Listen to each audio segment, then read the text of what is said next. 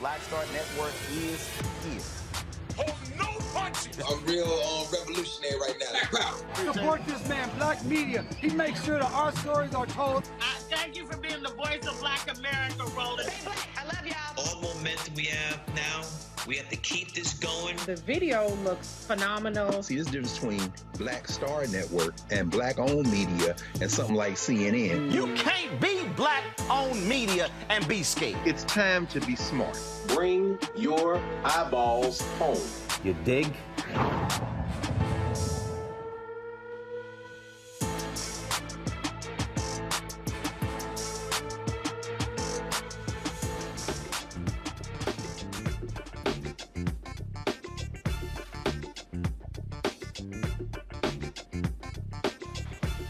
Today is Tuesday, August 30th, 2022. Coming up on Roland Martin Unfiltered, streaming live on the Black Star Network. A small town North Carolina mayor takes down a Confederate monument. Oh, white folks are pissed off, and the Klan is really upset, passing out leaflets in town. We'll talk to Mayor Mondale Robinson about what is happening in his city. Plus, the state has launched an investigation of that. Also, I have an update on the Duke BYU saga. Duke's United Black Athletes Executive Board, they issued a statement regarding the issue. We'll also talk about the latest drama with Florida A&M and the football team.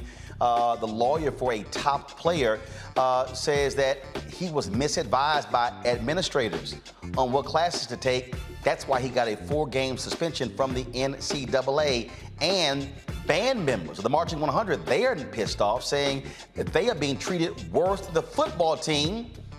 Wait till I tell you about them taking 13-hour bus rides, having to eat cold meals, and not even being able to shower after games. Yeah, I don't know what's happening down in Tallahassee. Also, on today's show, folks, Mississippi's largest city has a water crisis. Jackson, Mississippi residents are being advised not to drink the water. That's coming from the governor. But why isn't the governor partnering with the mayor on this very issue? Yeah, we'll sit here and talk about that issue as well. Folks, a lot of things going to be covering here on Roland Martin Unfiltered. Gas prices is one of the issues as well. We talked to the Energy Secretary, Jennifer Granholm, about gas prices and what the Biden administration is trying to do when it comes to having clean energy in the United States. Plus, California Representative Khanna will be joining us to discuss President Biden's student loan debt relief and explain how his Midwest apology tour can save the Democratic Party. Let's unpack that, folks. In our marketplace segment, a black woman found a solution to what she calls overload bag syndrome. Yes, overload bag syndrome, creating a multifunctional designer bag. We'll show you that right here on the show. It's time to bring the funk on Roland Martin Unfiltered on the Black Star Network. Let's go. He's got it. Whatever the miss, he's on it. Whatever it is, he's got the scoop, the fact, the find. And when it breaks, he's right on time and it's rolling. Best believe he's knowing. Putting it down from sports to news to politics. With entertainment just for kicks, he's rolling. It's on Go Roll, y'all. It's Roland Martin, yeah. Rolling with Roland now. He's funk, he's fresh, he's real, the best, you know he's Roland Martin now.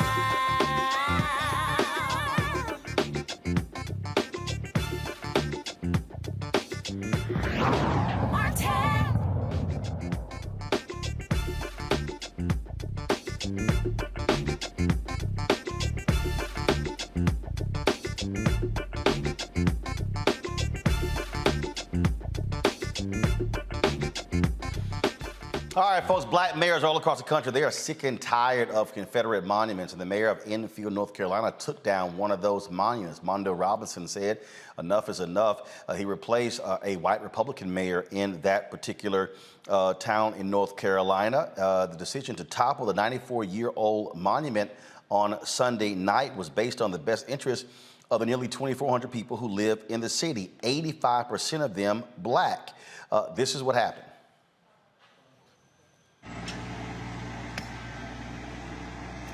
Yo, it's time for this monument to come down. People voted. I tried with a hammer. That wasn't enough. So now here come the tractors. Drive it down.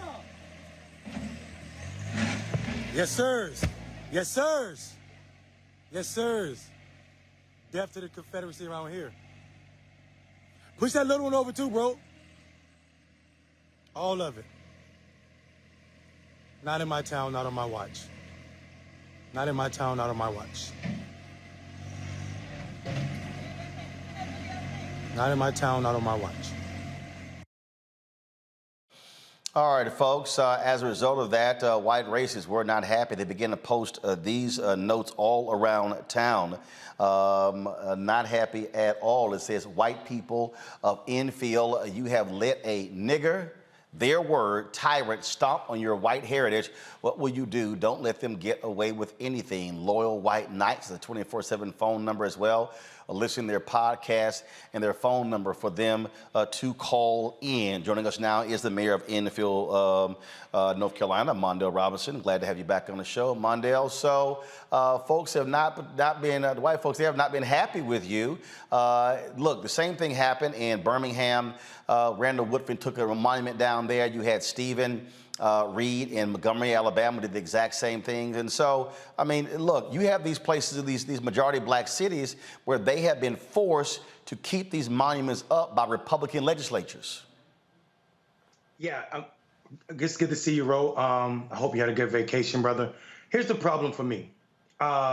This monument has stood since 1928 in that park, and in my entire life, and I'm only 43 years old, that park was called the White Folk Park. It wasn't too recently till it got a name, Randolph Park. Everybody in Enfield know that park as the White Folk Park because black people first were not allowed there. When they were, that monument was at, a water fountain was added on that monument that said white folk only.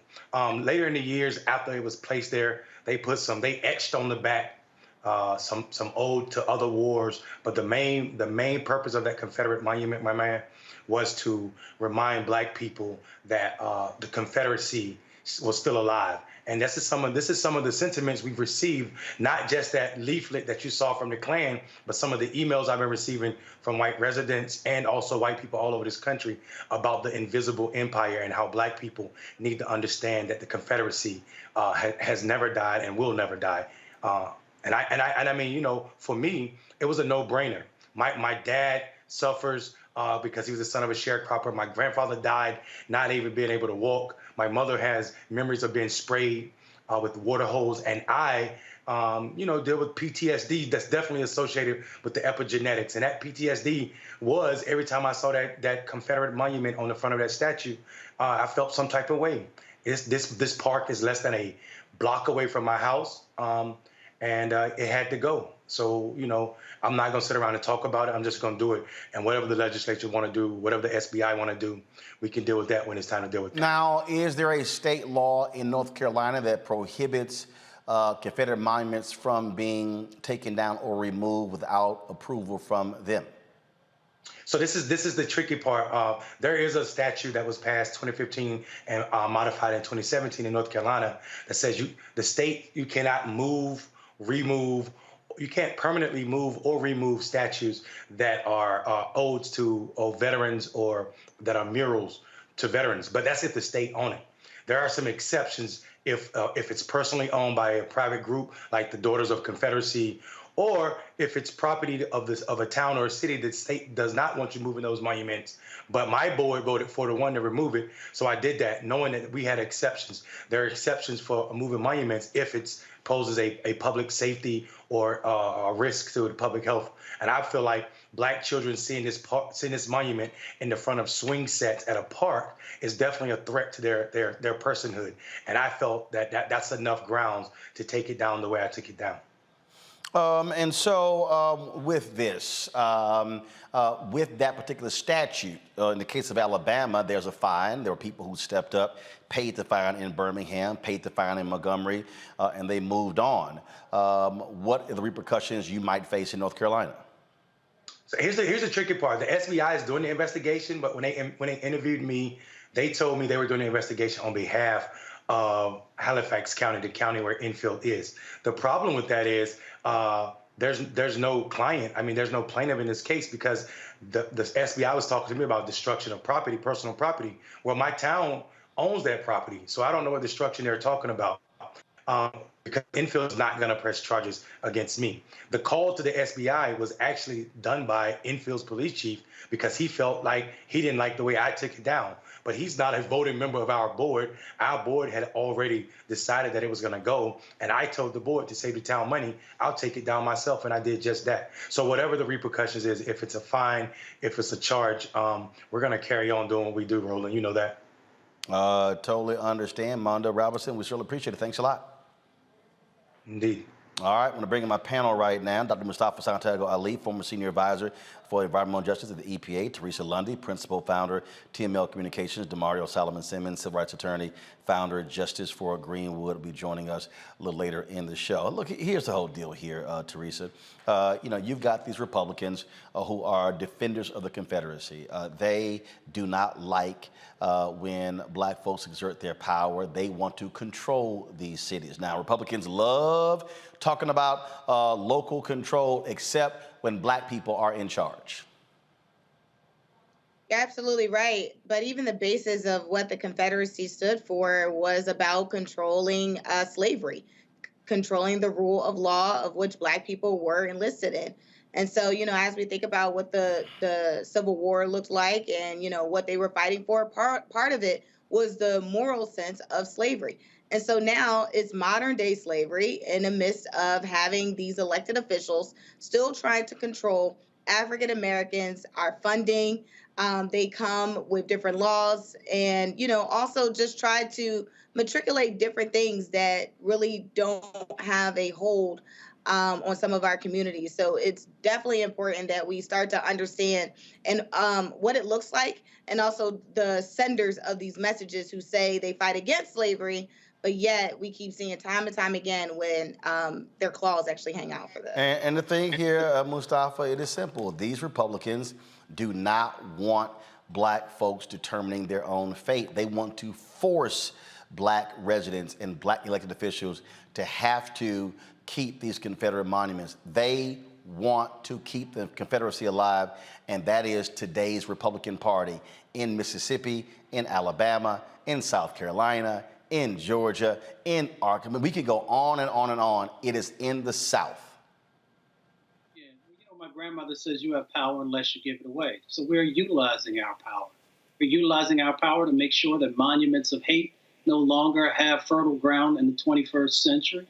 And we also understand that these monuments of hate also have traumatic impacts in our and on our lives. And we are no longer going to carry that trauma by allowing these types of things to be placed and to be viewed inside of our communities.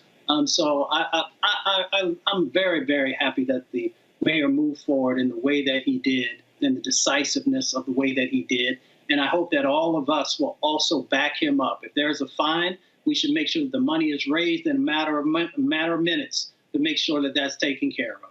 I just get a kick out of the folks, again, who do all they can to defend this nonsense. All right, folks, got to go to a break. We come back on Roland Martin Unfiltered. We'll talk about President Joe Biden challenging Republicans, saying, how in the hell y'all pro-law enforcement, but y'all pro-insurrection? Is the president finally getting tough on Republicans as we head to the midterm elections? We'll discuss that next. You're watching Roland Martin Unfiltered on the Black Star Network. Don't forget to download the Black Star Network app, available on all platforms: Apple phone, Android phone, Apple TV, Android TV, Roku, Amazon Fire TV, Xbox One, Samsung Smart TV. By joining our Bring the Funk fan club. Our goal is, again, folks, we need to get $100,000 this month from our fan base. We are at about 85,000. So if you can send your check and money orders to P.O. Box 57196, Washington, D.C. 20037-0196. Cash App is $RM Unfiltered. PayPal is R Martin Unfiltered. Venmo is RM Unfiltered. Zelle is Roland at RolandSMartin.com. Roland at RolandMartinUnfiltered.com. We'll be right back.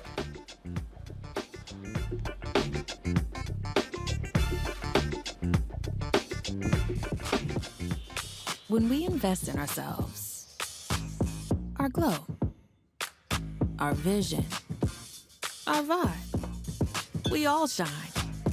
Together, we are black beyond measure. hatred on the streets, a horrific scene, a white nationalist rally that descended into deadly violence. White people are losing their damn minds.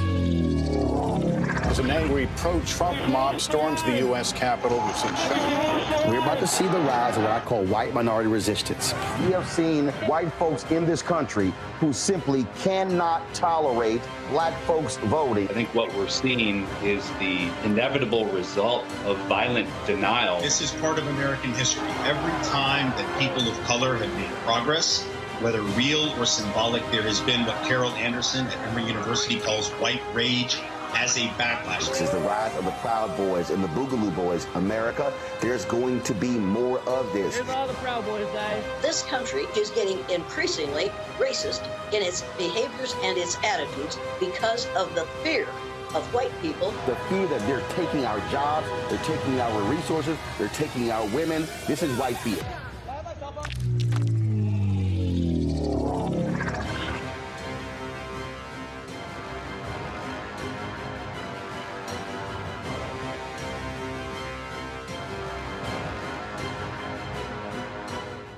When we invest in ourselves, we all shine. Together, we are Black beyond measure. Pull up a chair, take your seat. The Black Tape with me, Dr. Greg Carr, here on the Black Star Network. Every week, we'll take a deeper dive into the world we're living in. Join the conversation only on the Black Star Network. Peace and love, everybody. I'm Purple Wonder Love. Hey, I'm Donnie Simpson. What's up? I'm Lance Gross, and you're watching Roland Martin Unfiltered.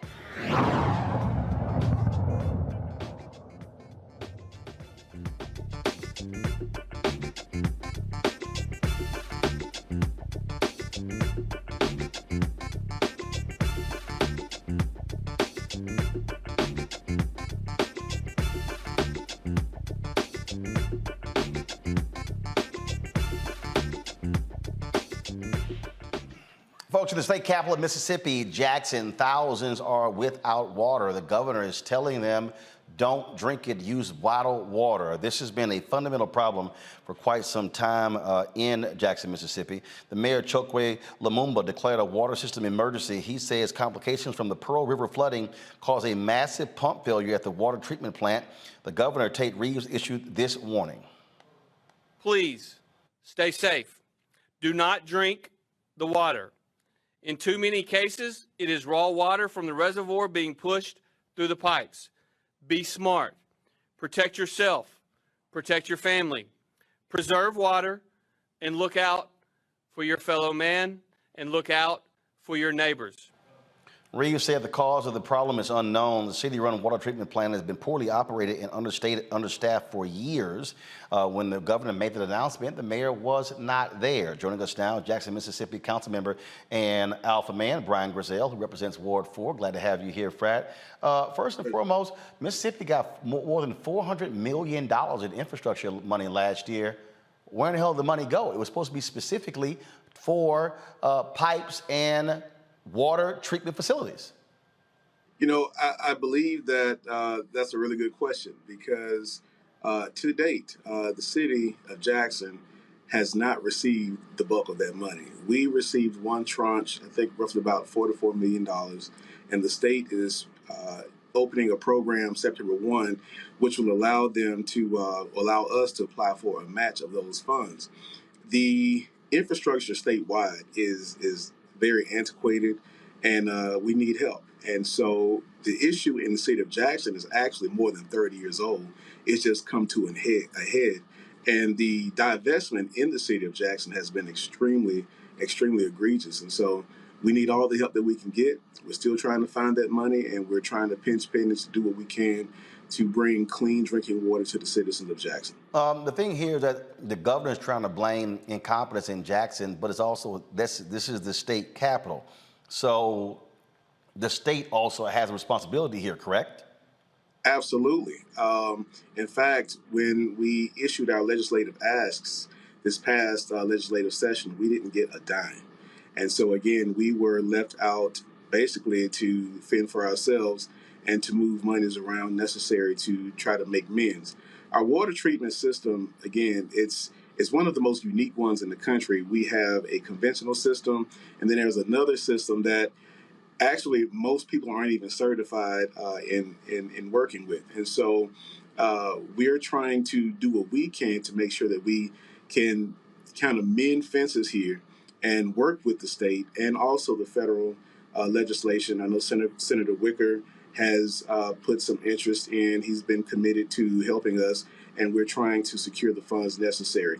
At the end of the day, we're going to need a new plant. But right now, we just want to get clean drinking water to our citizens. You got schools that are virtual as a result of this. Folks are having to bottle water. What is the city and the state doing? Are they bringing in bottled water, or residents having to force to spend their own money? And has the city suspended folks paying their water bills? So as there's kind of been a mixture. For the longest time, the city has taken donations and also purchased water for citizens. Yesterday, the state came in with aid to bring in bottled water. The Corps of Engineers have also come in with non-potable water to actually help mitigate some of the stresses of having drinking water. But for the longest time, the city has been doing that. Now, in terms of paying the water bills, so part of our issue was that the city stopped cutoff years ago, which is why we have a deficit in our enterprise fund. Well, now, hold on. When you say stop cutoff, meaning if people who owed their water bills, the city would not cut their water off. Correct. So that was another issue. And how first, it's so like in perpetuity. So somebody could literally not pay their water bill for 6 months and the city still wouldn't turn the water off? Actually, I know someone who we've been trying to work with who hasn't paid their bill in 7 years. Whoa, 7 years? Yes. And so as a result, we have a $27 million deficit. But we are working through that. We are starting to recover our enterprise. We have new meters in place. And of course, Roland, that is a totally separate issue that we can definitely discuss because it helped to get us to the point here. Well, I mean, I'm just trying to understand, though. I mean, $27 million deficit is significant. I mean, I get if you're a month or two behind, but damn, 7 years? Yeah, it's a decision that I wouldn't agree with. This is my first year in office. Well, I'm wrapping up my first year in office, but it's a business decision that I wouldn't necessarily agree with. But let's keep in mind too that the issue at hand is $1 billion problem. So that $27 million wouldn't even be a drop in the hat with this $1 billion issue. Okay, now when you say it's $1 billion problem, what does that mean? That in order to completely overhaul the water treatment facility in Jackson, Mississippi, you're saying the cost would be around $1 billion? At least $1 billion, and that's for a plant. But to actually overhaul completely, it may be even closer to $2 billion. For one plant? We have 2 plants in the city. Okay. Got it. And obviously, you're dealing with one of the poorest states in the country. Yeah. Absolutely. And Jackson, the people here, we're very resilient. We've always had to figure out ways to fend for ourselves because of the level of divestment that has taken place. We are the capital city of Mississippi, and we've always had to fight to remind people that this is the capital city of Mississippi. We have 8 major universities here. We have the state's #1 level 1 trauma center here. The teaching hospitals are here. Everyone comes here for health care, and they come here to learn. And we have one of the largest school districts in the state of Mississippi right here in the city of Jackson. And so a lot of other areas, of course, a lot of resources end up in these other areas, and we've just been basically drained dry of a lot of resources. But we continue to fight for our fair share, and we continue to make do with what we have. All right, Councilman Grizzell, Jackson, Mississippi, we surely appreciate it. Thanks a lot. Thank you. Mustafa, I want to start with you. I mean, this is what we're talking about when the president passed the massive infrastructure bill. Republicans fought it, although they love the money, and then taking credit for it. And this is what happens in America. I say this all the time. Americans, whether you're on the city level, county level, state level, federal level, we wait for stuff to break, and then we go, oh, you know what? We might want to go ahead and fix that now. I mean, the idea of being ahead of the curve is just lost because everything in this country is, oh, that's going to cost too much. until it completely breaks down. When it breaks, it costs us twice as much, sometimes 3-4 times as much. So let's be clear about what's going on in Jackson. You know, when you look at Mississippi, we know the long history of racism, and that racism actually making its way into policy and the disinvestments that have happened in a number of Black towns and cities across Mississippi. Now, Mississippi's not the only place. We also know that dollars have been sitting in something called the State Revolving Loan Fund. So the feds send money to the states, and then the governor or a commission determines the areas that they are going to then invest dollars in. And we know that there have been a number of governors across the South who have refused to move forward on those water infrastructure dollars that are so critical. Now, one of the things that we should do is for the loan programs, we got to make sure that they are, at a place where those cities that are having challenges can actually, utilize those dollars. But the other part of it is we also got to continue to expand out the grants so that people don't have to pay those dollars back, even when they're low interest loans. So the reality of the situation is across the South, we've had those governors that refuse to make the investments to build infrastructure or rebuild infrastructure, and then in some places, deal with the crumbling infrastructure that's going on. Teresa, I'm going to go back to what I said when it came to Confederate monuments. You have these Republican legislatures, Republican governors who want to bleed Democrat cities, Black cities. They want to force them to fend for themselves. You're absolutely right. And this is a prime example. I think, when we had the American Rescue Act plan where they announced millions of dollars were going into states, I'm really looking for the governor here. I was looking for, some statements, some operational plan to actually help this city out of this strategy with the funds that they received. There's no reason why, we're still, just putting Band-Aids on this situation when clearly there's a problem. When people and businesses and communities are flooded, that ultimately has other repercussions. And I'm not sure why on the federal side, it's the funds aren't matriculating, and also on the state level, why the funds aren't being given to the states so they can actually have that forward thinking. It shouldn't have taken an election year in order for it to probably change, because these people need it right now. DeMario, when we talk about again, we just one thing after another, and again, we can go from city to city and we see this. We see environmental racism. We see the lack of building. We see folks wait until bridges collapse, then go, oh, let's fix it. Then they say, oh, well, we got schools and other buildings, and it's one thing after another. This nation just doesn't give a damn about infrastructure, because everything is, it's going to cost so much money. Yet it's amazing how we can find money to give the military 40 and 50 billion more than even asked for, more than in the Biden budget. How we keep spending money there. If you want to understand a country's priorities, look at where they spend their money, and then they say, well, we don't have any money to fix it. But then again, when something collapses, people die. Folks can't go to work. And look, we talk about water here. Look what happened in Flint. There are people in Flint, Michigan, who lost children because of the infected water. There are individuals there whose generational lines are going to be impacted because of the lead poisoning that is in their bodies. Folks are going to be monitored for the next 30 years. You're now talking about that's now in the DNA of folks. So people may think, okay, yeah, it's water, but something as basic and fundamental as water has generational impact when your systems get destroyed and the people are infected as a result.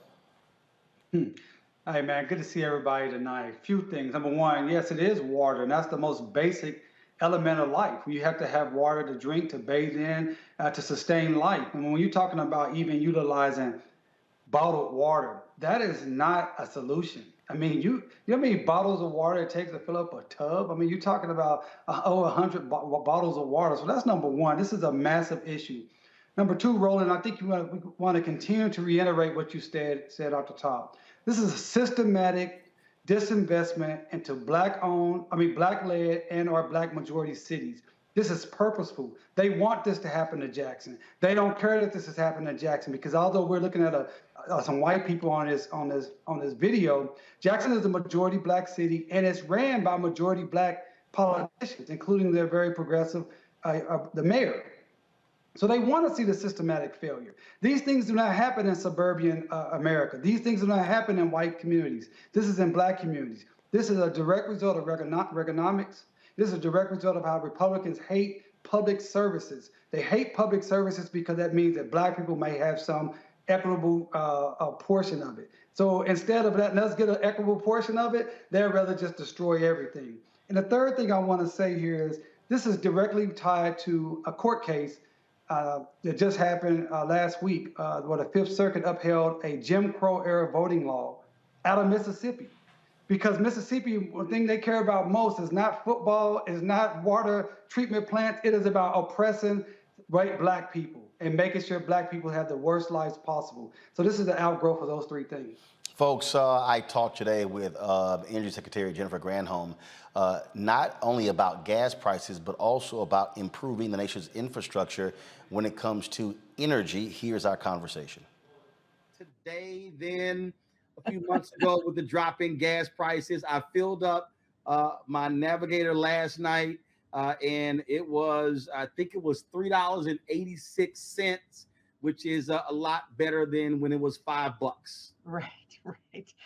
And you got a Navigator. You were paying a lot of money to fill that up. I know. I carry a lot of people and a lot of TV gear. Yeah. Well, the good news is that really this has been dropping every day practically for the past 11 weeks. And it's because the president decided that he was going to release 1 million barrels a day from our strategic petroleum reserve, which of course we've got millions of barrels there in case of an emergency.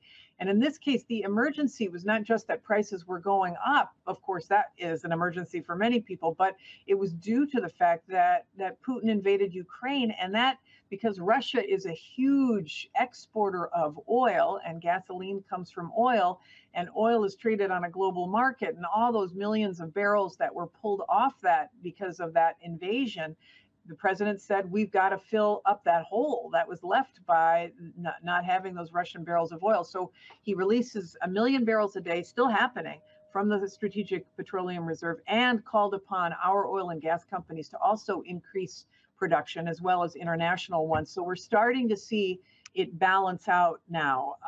And the release from the Strategic Petroleum Reserve will probably will stop in October. And our Energy and Information Administration projects that where we're at right now is probably where we're going to be through the end of the year. How do you respond when your Republican critics say that President Biden has made it harder to produce gas in the United States? We've fallen behind other countries. Yet when I talk to environmentalists, they say there are thousands of permits that oil companies are not taking advantage of. Yeah, in fact, that is definitely true. Lots of acres that are not being used. But here's the thing is that we will be at record levels of oil production next year. So the fact that the notion that the Biden administration is somehow stopping production is just not accurate. I think that was an argument they may have waged 6 months ago, but they know that that's not true. I haven't been hearing that lately because, in fact, we have been exporting and extracting all manner of oil and natural gas as well. We are at record levels of exporting of natural gas. But I will say this, Roland, what's really important is that the president recognizes we're in this moment right now where supply did not meet demand. Demand was going up, supply was not there, and that's why he wanted to increase supply. But ultimately, it demonstrates that we have to move to clean, reliable energy. And that's why he's really put a big emphasis on moving in that direction so that we can, plug in electric vehicles and have solar panels and all of that, and to bring down the prices of all of those so that everyday citizens can take advantage of it. That's really what the Inflation Reduction Act is all about, is making products accessible to people so that they don't have to pay as much for fuel. I'm glad you mentioned that we talked about renewable energy. I was looking at this tweet from conservative radio host, Eric Erickson. He was complaining about how he had to drive back and forth long distances and said, we're not ready for electrical vehicles. And I responded to him. I said, well, Republicans would get the hell out of the way. We wouldn't have the problem. I said the solar panel industry was an American invention. They ripped President Jimmy Carter when he put solar panels on top of the White House. Now China is a leader. I said, well, if Americans had embraced solar panels, we would not be behind China. We talk about the power grid in this country. It greatly needs to be upgraded. It's amazing to me the number of people who don't understand. Well, if you block the ability to move forward with electric powered vehicles, you don't put enough power stations out in the country, then you're always going to be running from behind. Right. And this is what's so great about this Inflation Reduction Act is that it incentivizes the building of solar panels in the United States. Solar, by the way, is the cheapest form of energy in most places. As you can imagine, it's just the sun beaming energy at us all the time, and we can capture it, harness it. You can plug in an electric vehicle and you have solar panels. You know what? You pay the equivalent of about $1 per gallon to drive an electric vehicle versus driving a regular gas-powered vehicle. And the Inflation Reduction Act doesn't just incentivize solar panels. It incentivizes the making of electric vehicles in the United States. It incentivizes the making of wind turbines and all of the parts for wind turbines and the batteries for electric vehicles. It creates a whole clean energy industry in the U.S., which ultimately will make us more energy secure and not have to rely so much on the volatility that is coming from imported or fossil fuels. So what's really exciting to me is that the president has said, no more are we going to stand by and let China take these manufacturing jobs. We're going to bring them back to the United States. We're going to put people to work and we're going to give people cheaper energy. And that's a really great thing. And that on that point, that's what I'm just terribly confused by when I listen to critics. You're talking about, well, if we produce our own solar panels, that's jobs. If we're producing power stations, that's American jobs. If we're upgrading our grid, that's job. I'm just trying to understand, why is it has to be either or? Oh, fossil fuels, but we can't do what they call green, when in fact it actually helps us in the long run and it helps us economically. Absolutely. It totally helps us economically. In fact, this market for these clean energy products is going to be $23 trillion globally by 2030. And so we can allow other countries to have it as their strategic plan to go get their corner of that market, or we can say, no, we're going to make the stuff that makes us energy independent. We'll stamp it made in America. We can use it here. We can export it as an opportunity for businesses across the country. It's so great. And part of the Inflation Reduction Act too, Roland, is that it incentivizes the location of these manufacturing facilities in communities that may need economic opportunity. And that's really exciting as well. So we're the incentivizing of installing solar panels is 30% tax credit if somebody wants to get some solar panels on the roof. If they live in a disadvantaged community, it's 40% off. If they live in subsidized housing, it's 50% off. There's money to weatherize and retrofit your home. If you fall under a certain income level, you can get your whole home weatherized for free, including energy efficient appliances and new windows and insulation. And if you are above that income threshold, and in the United States on average, it's about $55,000 income for a family of 4. But if you are above that income threshold, then there's still incentives for you to be able to get rebates on electric heat pumps, for example, energy efficient appliances. So there's so much in this to love that brings down the price for everyday citizens, but also incentivize the manufacture of it in the United States. Gotta love it. Indeed. Well, look, we certainly appreciate it. And what I hope is that message is really gets out to the Black community, especially through Black-owned media. And so, we've been one of the folks on the forefronts of pushing to ensure that Black-owned media gets those federal government advertising dollars, because our community needs to hear that consistently, because we absolutely need it when you look at environmental racism and how we are impacted by the high cost of energy. Absolutely, absolutely, and there's there's money in there for environmental justice communities too, specifically targeted. There's just so much that's really great to create justice, and I'm super glad that you're having me on so that I could talk about it too. Well, I appreciate it. Look forward to having you back. Thanks a bunch. All right, see ya. Be well. Mustafa, I want to start with you. Look, this is not a sexy topic for some people, but people have to understand, just like I was talking about with water, electricity is a fundamental need in this country. This is a Reuters story from May 12, 2022. Creaky U.S. power grid threatens progress on renewables EVs. What this article lays out is that we have a fundamental problem in this country. It's going to take $2 trillion to upgrade it. Here's what is interesting here. Look at this paragraph. The decrepit power infrastructure of the world's largest economy is among the biggest obstacles to expand clean energy and combating climate change on the ambitious schedule laid out by U.S. President Joe Biden. This nation loves to talk about how advanced we are, how far ahead we are, how we are the greatest country that God has ever created, and all of that. Yet folk in this country won't even do what's right to get the damn electrical grid. And people don't even understand that. We have these 7 regional grids. We lose most of the power being transmitted because the grid sucks. Yeah, exactly. Well, we saw what happened in Texas, right?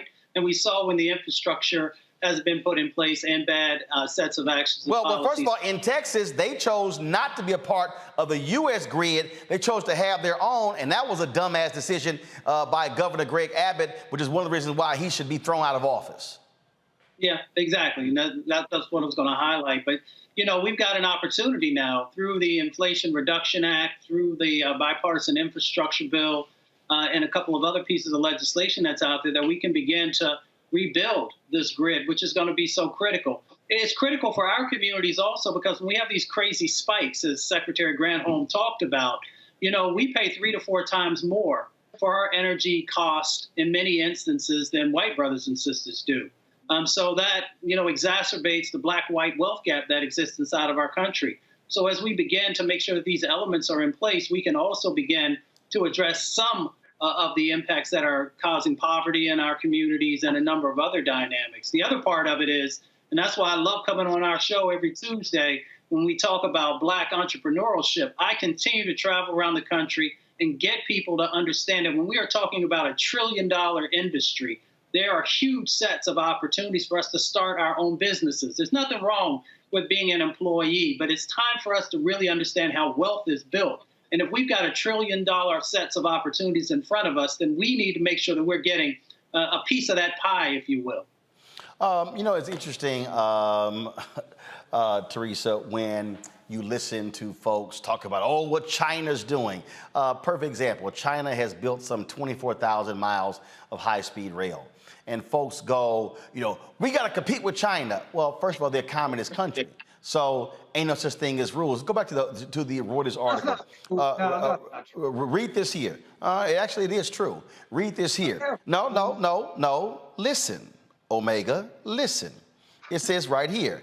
The federal government, however, lacks the authority to push through the massive grid expansion and modernization needed to withstand wilder weather and accommodate EVs and renewable power.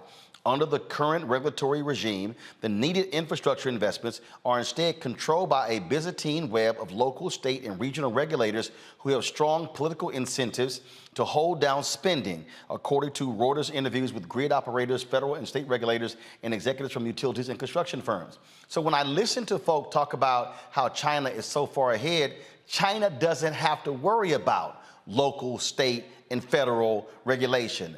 They just decide, we're building it. They don't worry about it. Look, they got the ultimate eminent domain. But what we're still dealing with here, this is a perfect example where you have this push for electric vehicles, which is going to cause a demand for more power, but you got a grid that sucks. We have power outages that have greatly increased over the past decade, and you do not have the political will to do it. Now, you saw how Republicans attacked the Green New Deal, and they call this socialism and everything else in the world.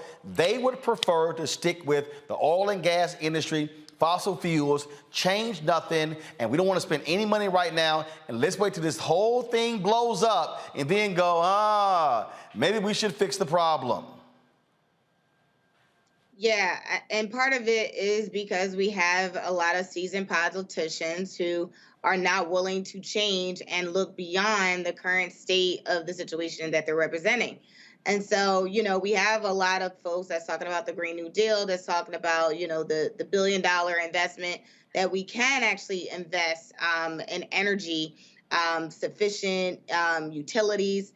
But yet, there is no forward thinking. So I think part of the solution could be is that, Biden, and I think this is a really good opportunity for Kamala to really, just walk the legislations, Kamala Harris. Or the vice president. Our vice president, yes, Vice President Harris, to really, guide some of the initiatives that they've already passed. I think if they do that, it really would give cities and states a real opportunity to kind of, start to rethink their best practices and forms so we can actually figure out, what the path looks like in the next 20 years, because in the next 5 years, we don't know. I mean, look, one of the things that you have, happening right now, look, California is going to outlaw gas vehicles. Again, though, that's great, but you have to keep up with electric vehicle power stations. The Wall Street Journal had an article about a month or so ago, Mario, that was actually frightening, where a journalist and a friend of hers, they took a cross-country trip from New Orleans to Illinois, and they detailed the biggest problem they had. Some stations, it charged faster than others. The cost, they couldn't find stations. They said there was not a single electrical vehicle power station in the city of New Orleans. Not one. And so if we're talking about moving to this, you're going to have to, making the cars is one thing, but having the system in place to be able to handle that. If you're driving from, one state to the other, you got to be able to do it. And one of the things that this article details, the long waits they had to go through just to recharge. That ain't gonna do it for a lot of people. Well, I think we have to just be real honest about what this country is about. As my good friend Rezima talks about, the organizing principle of America is the plantation. And the plantation was to maximize profits. And that's what this is about. This is about maximizing the profits of the oil and gas industry. So of course, they're going to continue to fight anything to look forward, anything for electrical vehicles, until they have the opportunity to most likely profit off of it. And that is our fundamental issue here. And we have to be clear and concise with our discussions to our people and others who want to move this country forward in a different direction. Even the secretary that was talking, when she was talking about we have the most people drilling for oil and gas at this time, that's not a good thing. We don't need to be having that. When she talked about the president, bringing down oil and gas prices, well, let's be honest with people. The president does not set oil and gas prices. Oil is an international commodity. So I just, we have a lot of kind of I don't want to say disinformation, but not full explaining of what's going on here. In a capitalistic society, which America is, profit is the motivating factor. Until that changes, we will never have the type of changes that we need that's best for people, everyday people, and for generations of people. And that is the issue we must be very clear on. Well, Mustafa, then if that's the case, not damn thing's going to get done. You are very much involved in the environmental arena. What has to happen in the next 1 year, 2 years, 5 years?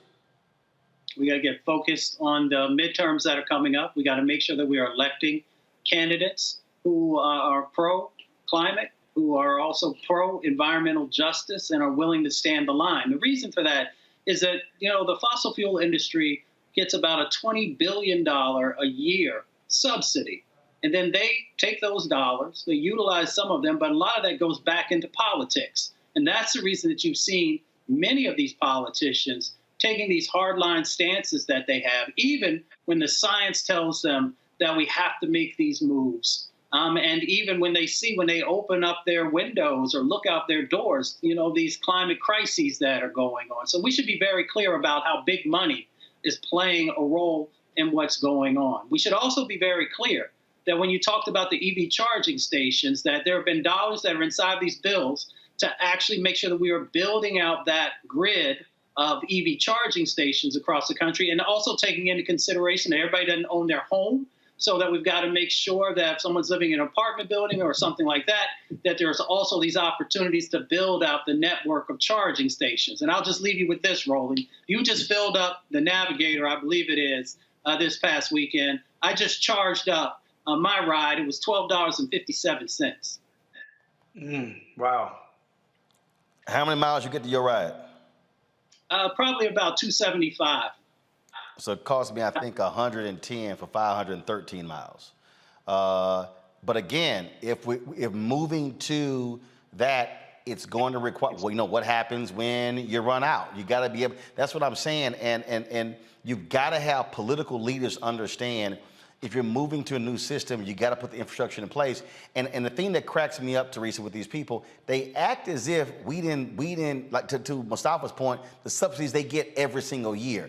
I mean, I love it how folk go, let companies, let the free marketplace do it. That shit ain't free. We pay for a lot of the free marketplace in this country. We did. And so part of that, free sponsorship, what taxpayers are paying for, is we have to also understand where those dollars and cents are going, and the effect that it has and how long it lasts. So there are many questions that, allow us to make these decisions. I know myself, I thought about, do I stay with gas or do I go to electric? Well, I'm okay with gas right now, but I need to see a little bit more incentive for me to change over. And part of that is the grid, so part of it is other incentives that I think that will be trickling down on the federal level side. But it just needs to also be communicated better in the state on what they plan on doing and how many stations they plan on having. So I think if we're looking at a shorter scope, is better communication for how this rollout is going to be. And then some of those dollars that's within some of those legislative bills, how are they going to particularly affect the state that we reside? Indeed. All right, folks, going to go to a quick break. We come back. An update on the fiasco that took place at Brigham Young University with the Duke volleyball team as well as the BYU volleyball team, and racial insults being hurled at one of Duke's only black starter. You're watching Roland Martin Unfiltered on the Black Star Network.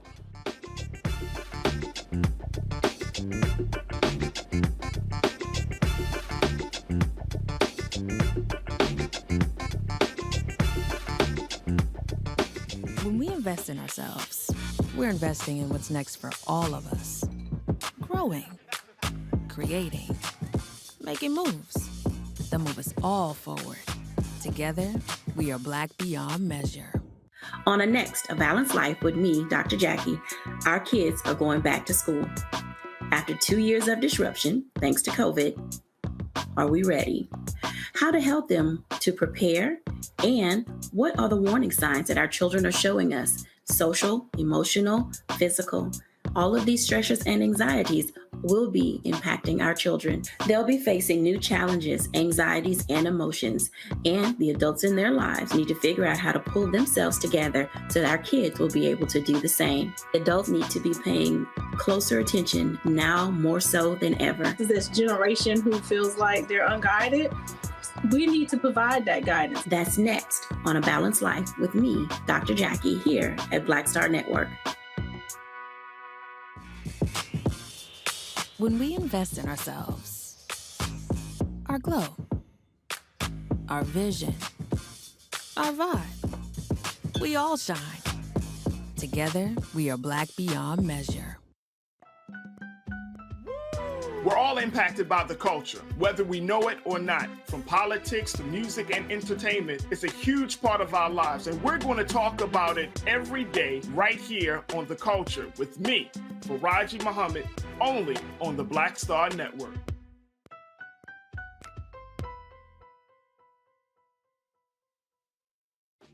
Hey, I'm Antonique Smith. Hello, everyone. It's Kiara Sheard. Hey, I'm Taj. I'm Coco. And I'm Lily. And we're SWV. What's up, y'all? It's Ryan Destiny, and you're watching Roland Martin Unfiltered.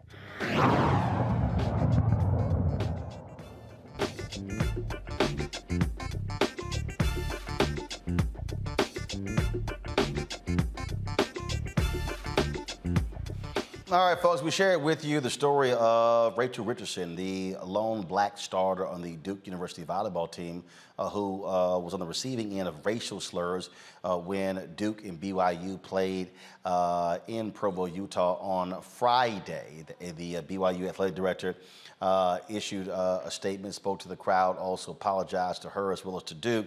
Now the Duke United Black Athletes Executive Board, they also released their own statement with regards to what took place. This is what they had to say. Duke United Black Athletes is aware of the heinous incident that took place on Friday, August 26th at the Duke versus BYU women's volleyball game. For those unaware, black student athletes were repeatedly called racial slurs throughout the match. As an organization, we acknowledge the role that both Duke and BYU played in allowing this to take place. While we understand universities cannot control fans, we are disappointed in the lack of immediate action from both institutions. After learning about the incident, reflecting and discussing, we feel that it is of utmost importance to express our support and solidarity with this student athlete. It is disheartening, to say the least, that black student athletes continue to experience these traumatic events. UBA's next step is to assist athletic departments with putting policies in place that offer better guidance and solutions for how to prevent situations like this from happening and or escalating, starting with Duke. Unfortunately, policies are not and will never be enough. UBA encourages doing the work and staying educated to actively be an anti-racist and aid in creating comfortable spaces and environments for everyone in and out of athletics, signed by the Duke United Black Athletes Executive Board. Demario, I found it interesting. Is it me? Are civil rights groups kind of quiet? Yeah. Or is that just me? I haven't really seen a lot of civil rights groups. I've seen civil rights leaders participate in this. You know, the thing about this, I want to just say to people, if you find yourself in this position where you have been attacked with violence, remember, when the N-word is projected towards a black person, that is violence. And in that situation, that young lady was unprotected by her school, by her teammates, and by the opposing party. What needs to happen in this situation, if you find yourself, those who are listening, all of our audience members, number one, resist the urge to try to prove your humanity to the ignorant white person that's heaping violence upon you. You do not have a duty to prove how nice you are. You do not have to say, hey, I want to prove to you I'm a nice person and talk to them about what would Jesus do and all that stuff. This person is proven to be a racist and a violent one at that, to spew the N-word towards you. Number two, if you're in an educational setting, you need to file a Title VI complaint with the Department of Education. Number three, you should file a police report, because at minimum, it's intentional infliction of emotional distress, but it's also an assault. Assault is when someone puts you in imminent apprehension of fear of bodily harm. If somebody, a white person in public, is calling you the N-word, you are in bodily danger, and you should report that as a crime that it is. And then fourthly, you should seek an attorney in your area to sue this individual or that institution. This is outrageous. We cannot stand for it in any situation. Duke, BYU, and all of those who participated need to have dire consequences. I mean, I just don't quite understand, Teresa. I'm looking, go to my iPad. I'm looking at the NAACP Twitter feed. I see a post last night about Serena's daughter watching her play. I literally don't see a single post from the NAACP regarding what took place with this student at BYU. What the hell? You know, I've been really disappointed as a member of the NAACP. The silence that has happened, you know, I think we've seen a lot from some of our civic organizations during George Floyd, maybe a year after that. And after that, it's just been silence. When there has been crimes committed against young people in particular, but also athletes. And when we need help, it seems like, you know, it's unfortunately individuals have to contact an attorney, Benjamin Crump and some of the rest of the national individuals who can garner some of the attention to those issues. in order to get support. And that's not what some of these organizations were formed are about. And so we really need to, hold them accountable to make sure they're getting back to basics, to make sure they're looking into these issues and their situations, that they're putting out statements of support. No longer, I think we can, just kind of be silent, especially in the climate that we're in and the bills that are being passed. So I'm hoping that our civic organizations, especially since we have Congressional Black Caucus and a few other things that's coming up this year, that we take a real strong heed to some of the actions that we're doing and actually change them. I'm sitting here and I'm still looking at the reaction that took place. Rachel Richardson, she appeared on Good Morning America as well as on ESPN as well. And bottom line is a strong young lady, but folks need to protect folks like her. Look, look what happened when it was the athletic team that was pulled over.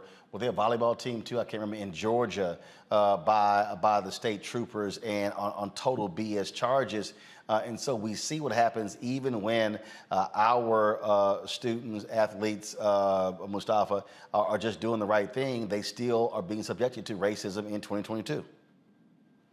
Man, I know this all too well. So first of all, the apology from BYU seemed very, very empty to me. It seemed very hollow. It was like something that they had to do.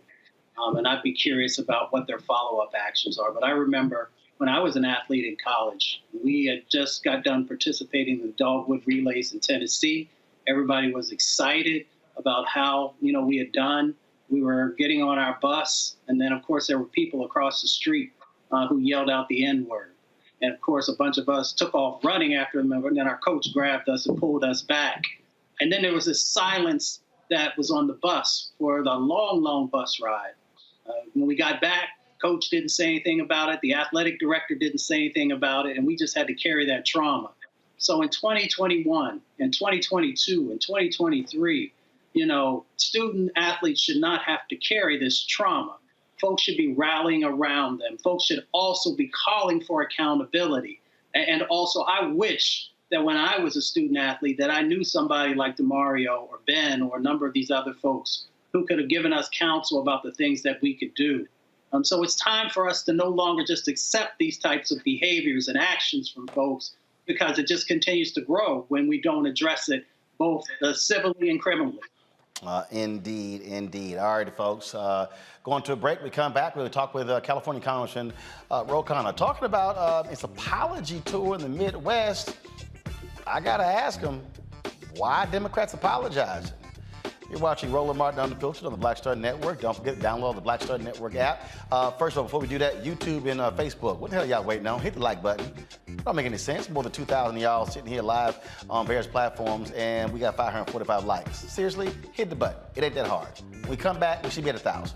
All right, download the Black Star Network app, Apple phone, Android phone, Apple TV, Android TV, Roku, Amazon Fire TV, Xbox One, Samsung Smart TV. Also, join our Bring the Funk fan club. Your dollars make it possible for us to do what we do. Send a check and money order to P.O. Box 57196, Washington, D.C., 20037-0196. Cash App is $RM Unfiltered. PayPal is R Martin Unfiltered. Venmo is RM Unfiltered. Zelle, Roland at RolandSMartin.com, Roland at RolandMartinUnfiltered.com.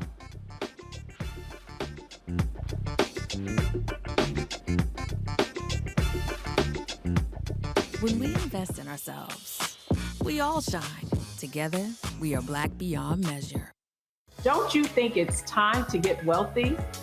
I'm Deborah Owens, America's Wealth Coach, and my new show on the Black Star Network focuses on the things your financial advisor or bank isn't telling you. So watch Get Wealthy on the Black Star Network.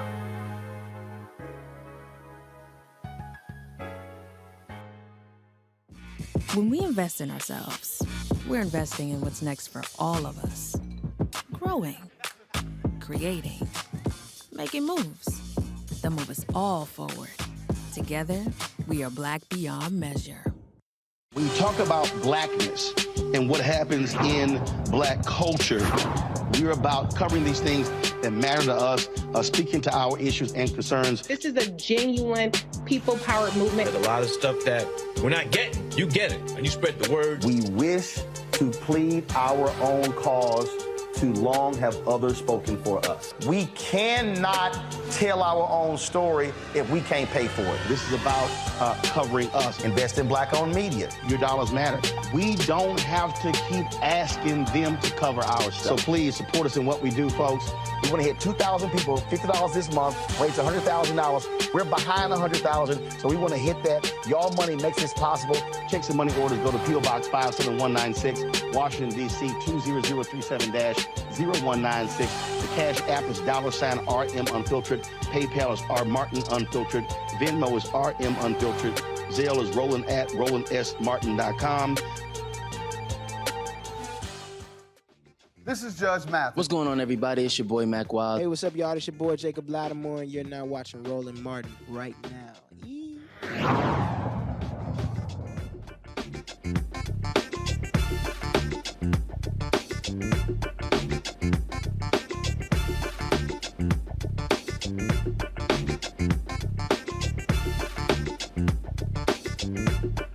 You look at politics, Democrats have been losing significant support in the Midwest among white voters. They've been holding steady when it comes to black voters. Whenever you hear the phrases, the working class, they ain't talking about black people. They're typically talking about white workers. When you look at what's happening in Ohio, look at what's happening in Wisconsin, Michigan, Pennsylvania, those places, Democrats, since Ronald Reagan, have been losing those white, blue-collar voters. But the question is, why? Well, Congressman Ro Khanna, California, is also the author of a new book. Let me give you the book here, folks. His book is called Dignity in a Digital Age, Making Tech Work for All of Us. He's been on an apology tour, hoping to save the Democratic Party. So, Congressman, I'm glad to have you back on the show. What's the point of the apology? What's the apology tour? I wouldn't have called it an apology tour. I called it a new economic patriotism tour. I don't think we have to apologize. I think Ronald Reagan has to apologize for offshoring a lot of our production and a lot of jobs. And by the way, that didn't just hurt the white working class. As you know, that hurt black communities. A lot of the worst consequences were the Black South, were places like Chicago, places like Milwaukee, Wisconsin. And this president is bringing back manufacturing jobs. He's delivering on what Donald Trump promised. And I was out there talking about how we're now making semiconductors in America, how we're going to start to make solar panels in America, and how the party can rebring these manufacturing jobs to places where they left. This is one of the things that, this recurring theme, we saw this at the 2016 election. Michael Moore was on MSNBC constantly talking about how we need to listen to these people who live in these towns. And I'll be honest with you, Congressman, I don't want to listen to them. You got folks who are living in towns that are 90, 95% white, that are small towns. They're still trying to hold on to 1950, 1960 America. They don't necessarily believe in diversity. They whine and complain about what's happening on the coast, yet the reality is what's happening in urban centers is paying for the folks who live in those areas. And so I dare say, if you have these rural areas, these areas in the Midwest that are lily white like they used to, they're the problem because they frankly haven't kept up with the changing America.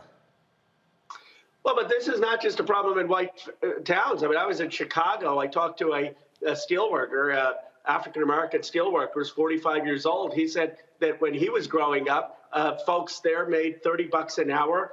Now many of his friends are working in warehouses because all the steel has left. And Bill Spriggs, who's an economist for AFL-CIO, has a great report how the loss of manufacturing jobs actually had the worst effect on the black community. And that's because the transition was the hardest given the racism for African Americans. So I actually think an agenda to rebuild America, to build new generation manufacturing, can appeal to both black voters and white working class voters. It doesn't have to be one or the other. So with regards to that, in terms of, so the conversations you're having, what are those conversations looking like? Because what is interesting is when I look at a lot of these places, they're getting screwed by the other party, but they're penalizing Democrats who are actually trying to help them. It is as if many of these people are voting against their own economic interest. Well, look, I think that obviously the neoliberalism that started with Reagan was the cause of it. But we have not done enough in this country to keep production here. I think we let too many of our jobs go offshore to China. We had this view that production didn't matter. We don't make masks in America again. We don't make baby formula in America. We don't make antibiotics in America. And I think the Democratic Party, you're right, actually has a vision of how we make things. The irony is I was saying that, and they said, well, wasn't Make It in America a Donald Trump thing? I said, no, it was actually an FDR thing. And then, of course, it was Lyndon Johnson who made sure that the FDR vision was inclusive to Black Americans, because the original New Deal, as you know, was not inclusive. So we as a party need to remind people that we're the ones that built the productive capacity of America and that we can rebuild it now, which is what this president is doing. Well, one of the things that we also are seeing, I'm going to ask you this question before I go to my panel, we are seeing a renewed focus on labor unions. For the longest, they were being chastised, criticized, losing significant support. That was a major Supreme Court case that many folks, even in the labor industry, thought was going to be their death knell. And I remember talking to Lee Saunders of AFSCME, one of the original partners of this show, and what he said to me was, he said, we got to get back to basics and explain to people exactly who we are. Folks, if you go to my iPad, this is what they put out. Gallup's, it says 71% of Americans now approve of labor unions. I think what you're seeing is you saw since Reagan this attack on labor unions as being bad for America. Now people realize, guess what? You got played. You've been screwed by corporations. They're sitting on billions upon billions of dollars of cash, forcing high productivity, not paying folks fair wages, and now they are seeing the results of that. And so you're seeing Starbucks employees, Amazon employees, and others, folks who are in these states who are saying we need unions to protect us. You're absolutely right. I think it's one of the most hopeful things happening in America, the unionization at Starbucks, at Amazon, at Chipotle. I'm leading an effort in California to have fast food workers organized. It passed in the legislature, and now it's going to the governor's desk. It would allow the fast food workers to finally have a voice on what they're being paid. And Roland, one of the points with manufacturing jobs, the only reason they were good-paying jobs is because of unions. The unions actually fought to make those good-paying jobs. So I completely agree that we need to stand up for unions, strengthen unions. Our president has done that. I mean, unfortunately, the PRO Act passed the House, hasn't passed the Senate. But whatever we can do to strengthen unions and increase bargaining power will help workers across the country. Questions from my panel. I'll start with you, Teresa. Yes, well, thank you so much for bringing the clarity to the forefront. So is there something that we could do at home to kind of, make sure this doesn't happen again? Well, what we need to do, I think, is have massive investment in next generation industry, and to make sure that that's happening in all different parts of the country. Yes, in the Midwest, but also in the Black South, also in Latino communities, and have next generation technology investment with workers, and also making sure that they have access to technology. One of the things that I often talk about is the racial wealth gap will not be solved if we continue to have a racial wealth generation gap. And sitting in Silicon Valley, where we've got $10 trillion of market cap, Apple, Google, Intel, Yahoo, Cisco, and seeing, frankly, the exclusion of Black entrepreneurs, Black venture capitalists, Black leaders, there should be outcry over that. And I've been to particularly the Black South, where you have the gathering spot in Atlanta, you have this ambition, you have hunger, and we're not doing enough of a job of getting those folks the opportunities. I've tried to partner with tech companies and HBCUs. It's just scratching the surface. But I think we have to be far more intentional on giving people the opportunities for the next technology innovation and new manufacturing jobs. Mustafa. Representative Khanna, thank you for the work that you do. Follow lots of it, engage with you on some things. I'm curious, how do we make sure that there's real accountability and intentionality, both, in the new clean economy and some of the other parts of the economy that are going to be needed moving forward? So whether we're looking at the Bipartisan Infrastructure Bill, the CHIPS Act, or most recently the Inflation Reduction Act, we know that race was not allowed to be used as a criteria for some of the investments. So are there some steps, ideas, strategies that you have in making sure that the places that have been disinvested in now will actually have a fair shot. Yes, I think race should be a criteria. It was in the House version of what we passed. I mean, you look at Mayor Jackson and what he did in Atlanta, and partly that was because he had public funding supporting businesses. And we in the federal government spend about $80 billion on technology. Not much of that is going to Black entrepreneurs, Black vendors. And so our original view with this CHIPS and Science Act that passed out of the House said it not only had to be geographically diverse, it also had to be diverse in terms of racial communities. I regret that the Senate version, what ultimately passed, did not have some of those criteria. I think it's for the administration at Commerce to make sure that when people are applying for that funding, that the racial composition is factored in because too many communities are excluded from a lot of that funding. DeMario.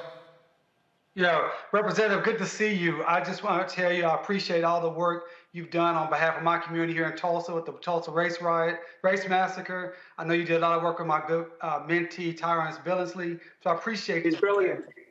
Yeah, absolutely he is. And I just want to, a couple of things I want to talk about. One bill that is Representative Hank Johnson, which is House Bill 3466. It is to be able to people to move forward to get justice for the Tulsa race massacre. I hope you'll get your staff to look at that bill. We'd love to see you as a co-sponsor on that bill. And another issue that we're working on here based out of Oklahoma, but impacts hundreds of thousands of Black people throughout this nation, are Black Native Americans who've been disenfranchised for their citizenship from the Creek, Chickasaw, Choctaw, Seminole nations. And they've been excluded for billions of dollars in federal funding and benefits because of that.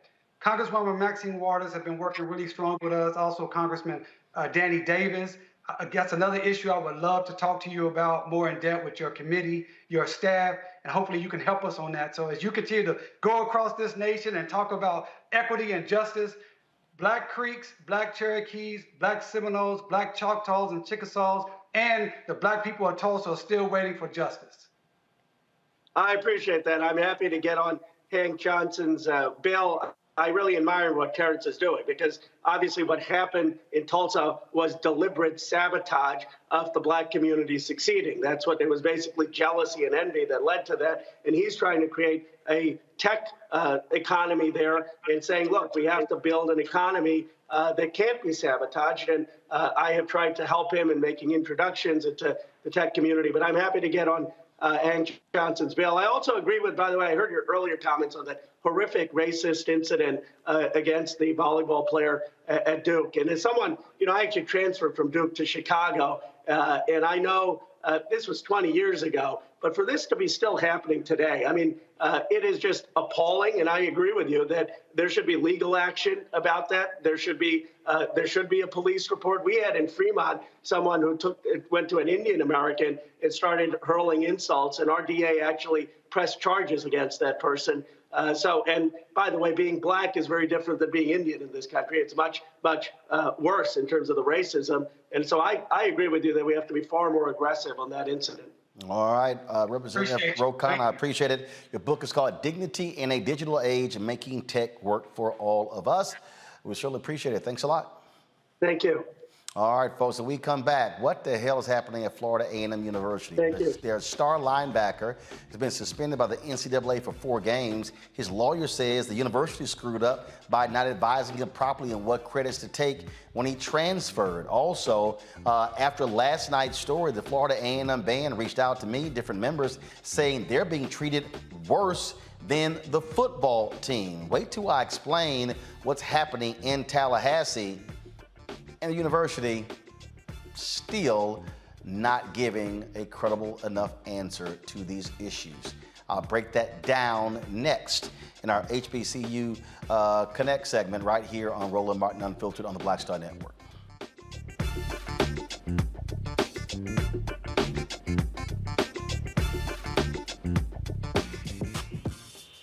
When we invest in ourselves, our glow, our vision, our vibe, we all shine. Together, we are Black beyond measure. hatred on the streets. A horrific scene, a white nationalist rally that descended into deadly violence. White people are losing their damn minds. As an angry pro-Trump mob storms the U.S. Capitol, We're about to see the rise of what I call white minority resistance. We have seen white folks in this country who simply cannot tolerate black folks voting. I think what we're seeing is the inevitable result of violent denial. This is part of American history. Every time that people of color have made progress, whether real or symbolic, there has been what Carol Anderson at Emory University calls white rage as a backlash. This is the rise of the Proud Boys and the Boogaloo Boys. America, there's going to be more of this. Here's all the Proud Boys, guys. This country is getting increasingly racist in its behaviors and its attitudes because of the fear of white people. The fear that they're taking our jobs, they're taking our resources, they're taking our women. This is white fear.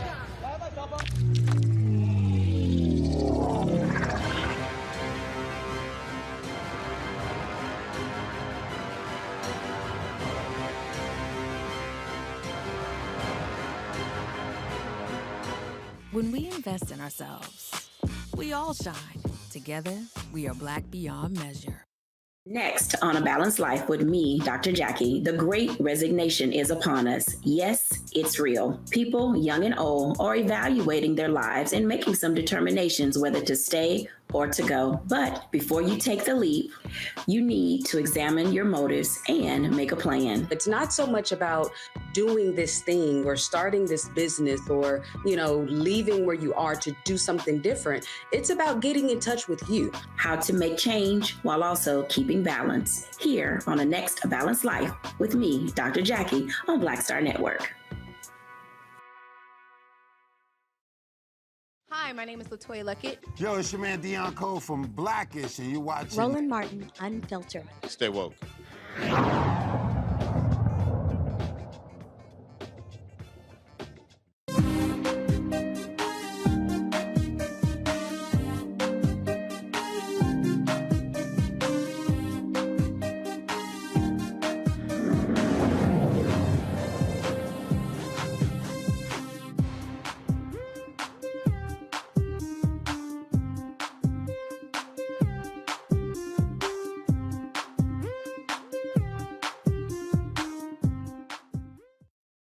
All right, okay, come on.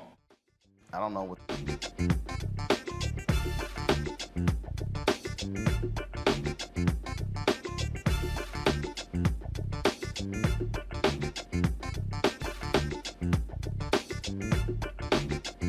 All right, folks, last night we told you about Florida A&M University, some issues that have been taking place with their football team. There were about 26 ineligible players who couldn't play in Saturday's game against the University of North Carolina. Well, the football players released a particular statement laying it out. And so the university then released a statement because the players talked about a fundamental problem they had with being cleared, the process they actually go through to actually to be eligible. And so the players had some damning allegations. The university responded with their own statement. This is what they actually published after the players' letter was released. They said, consistent with FAMU's long-standing commitment to maintaining a culture of compliance and performance with NCAA guidelines, we are justifiably proud of having achieved 13 of our 14 sports programs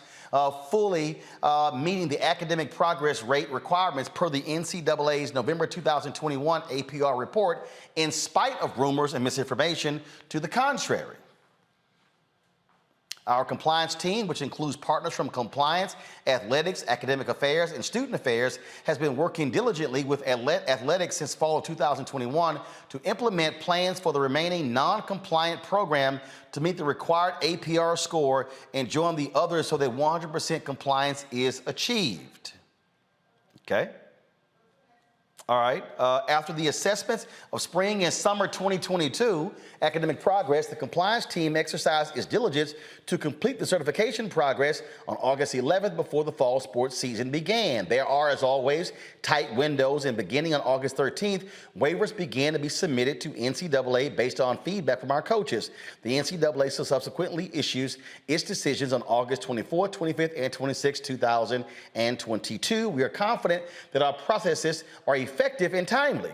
We will continue to monitor our efforts in this regard and to pursue all avenues to provide an excellent student experience to every athlete. FAMU is committed to upholding high standards and high rigorous adherence to NCAA guidelines. That's interesting because the attorney for their star player, the top player in all of FCS, blasted them today. This tweet went out to the public today that laid out problems. This player, who's a star linebacker, he was suspended for 4 games by the NCAA. 4 games by the NCAA, y'all. And so if we can pull the tweet up, please. 4 games, y'all. Now, according to the lawyer says that he has information that the player was misadvised. This is what it says. Noted attorney Tom Mars tells ESPN he has signed documentation that FAMU star Isaiah Land, the best defensive player in the FCS last year, was advised to take the wrong number of courses this summer. That led to his ineligibility and eventual 4-game NCAA suspension.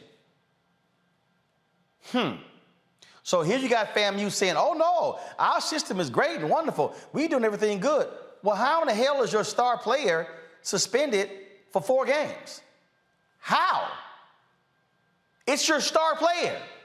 You would think out of all the people you want to have cleared, it's your star player. Now, after last night's report, now the Florida A&M band has been reaching out to me saying they're being treated worse than the football team.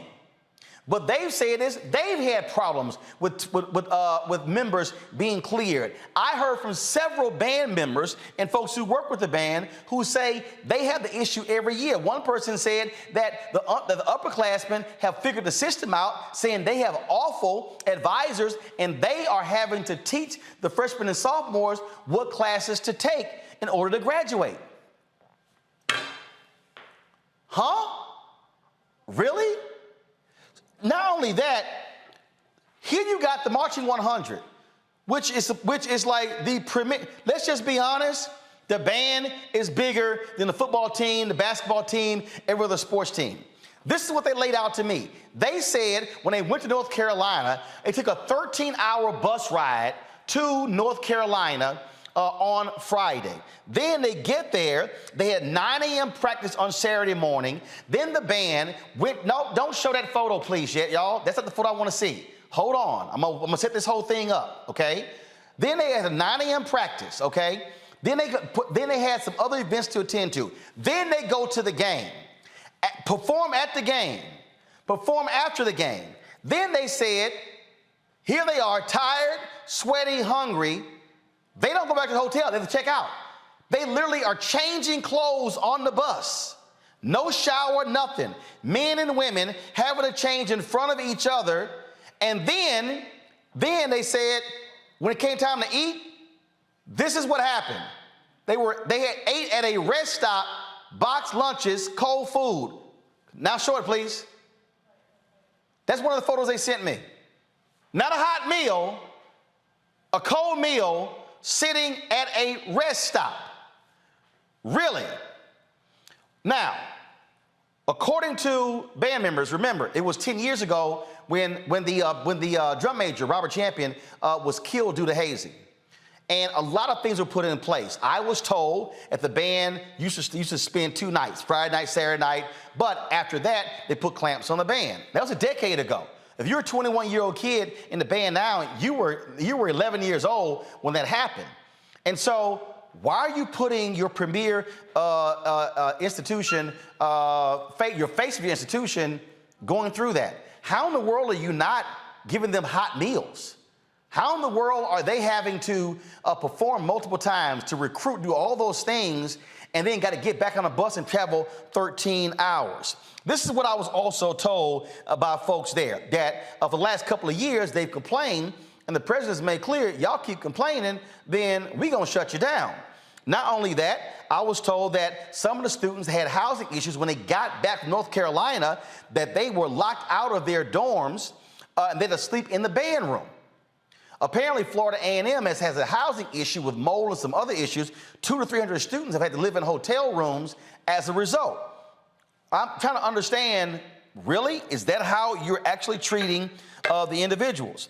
Now, one of the things that's also interesting here is that I was told that President Robinson would not sit down with members of the band to address this issue or the Board of Trustees. This is one of the quotes. The football team gets treated better than the band. We have to do parades before the game. Sometimes they give us an apple and a sandwich. Everybody knows what is going on. This is crazy. This is another quote. Every year we lose a lot of band members. We've learned to work the system ourselves. Our advisors are incompetent. Our advisors are incompetent. Really? Now, this is what stood out to me. A person tells me, the best meal I've gotten since I've been in the band is a Chick-fil-A meal. That's the best meal that I've gotten. I was told the music building is in complete disrepair and the university has not done anything to fix it, mold issues and others. Folks, seriously, Florida A&M, what in the hell are you doing with your premier face of your institution? And I get resources in that, but ain't no way in hell the band should be eating a box meal. No, you have to figure out how to get it done. Now, 280 members of the band, 20 support staff. When they tell me that you have women who have monthly periods and they don't have any privacy, they can't even deal with their own issues, and they got to figure it out in terms of going to bathrooms and stuff. How in the world are you running a band like this? President Robinson and your administration, and we've invited them on the show, and they politely declined. We also called the Board of Trustees. They declined. We also called Congresswoman Frederica Wilson and Congressman Al Lawson's office as well. But I'm telling you right now, somebody at Florida A&M needs to step the hell up and answer to what is going on. Are you having these fundamental problems with your football team? Are you having the problems with your band? How in the world is the lawyer for this player saying he has documentation? He was simply given the wrong advice. What the hell kind of counselors do you have where you give your star player the wrong advice? How many people do you have handling, giving the advice to the players? One? I was told the band has one person who deals with them when it comes to their classes. One person dealing with 300 people on what classes to take? I'm thoroughly confused. Now, I've already got some people hitting me up saying, oh man, you know, ain't our dirty laundry. Guess what? If your shit wasn't dirty, it wouldn't be aired. And so what I'm sick and tired of black people acting as if we can't demand more of HBCUs, of black churches, of black organizations, or we would say, oh man, we shouldn't talk about it. No, if you take care of your damn business, we would not be talking about you this way. We'll be talking about the good things that you're doing and what is happening. We have got to stop trying to gloss over bullshit by saying, oh, but look at the great things that we do. No, take care of this. There is no way in the world the Marching 100 should be eating box lunches. There's no way in the world you should be in the band and you're performing all damn day on Saturday and you're going here and here and here and go to the game, heavy uniforms, and you can't even take a shower. Who the hell wants to be funky as hell riding a damn bus for 13 hours? Are you serious? No. Florida A&M, you should be in a situation where they leave the band, they leave the game, go back to the hotel, and they're in a situation where they are able to rest, to shower, and to eat hot meals. That's how you take care of the folks who you're sending out raising money all around the country. Praising them in press releases don't mean a damn thing. Praising them on social media on how great of a job they're going to be doing in the game, that means nothing.